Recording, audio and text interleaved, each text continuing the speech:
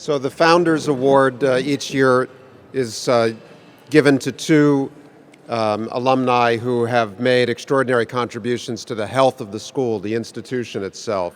And it's my pleasure now to award the second of this year's Founders Awards to my friend and now colleague on the Board of Visitors, Paul Neely, class of 1970.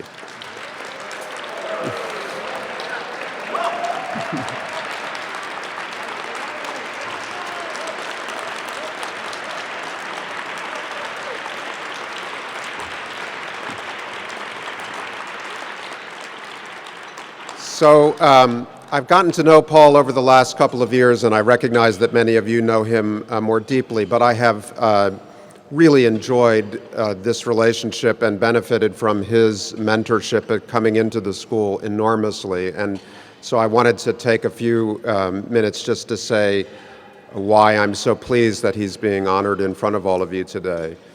Paul, of course, had a long career as the editor and publisher of the Chattanooga Times, and he's a journalist through and through. He's one of many of you who still would bleed ink if you, even in the digital era. And his values are rooted in the school's values, and he's a very fine man as an individual. But what I've really appreciated, in addition to all of that, as you'd appreciate in any friend, is that he's a leader of institutions and a builder of institutions in a very serious way. He has participated in the strengthening of the Smithsonian Institution, his undergraduate alma mater, Williams College, and over many persistent years at the journalism school. Brick by brick, he has built the health and the resilience of this institution in the way that only a mature leader can. And when I came in and wanted to appoint a chairman of the board, which we hadn't had, and got to know the members of the board and asked them to essentially nominate their own leader, Paul emerged from their own deliberations for reasons that I well understood. And it's just been a joy to work with him. And so I just wanted to add my personal congratulations to all of yours on the receipt of this great award. Congratulations, Paul.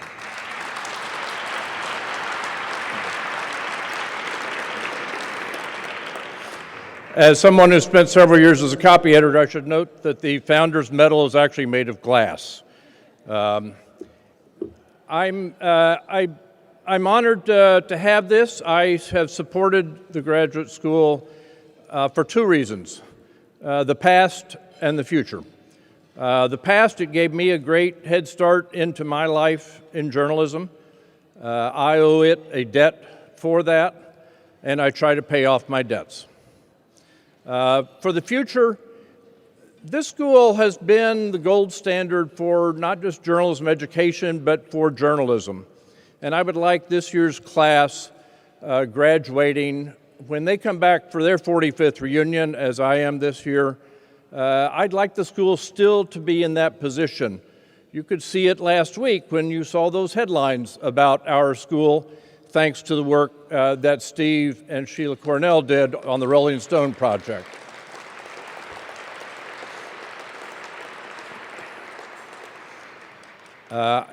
It takes metaphorical gold to support a gold standard. I believe in this kind of place. I want Columbia 45 years from now still to be regarded as the place that does it right and gets it right. I am honored to accept this individually, but I know we're in this together, so I do so, in fact, as part of the great class of 1970.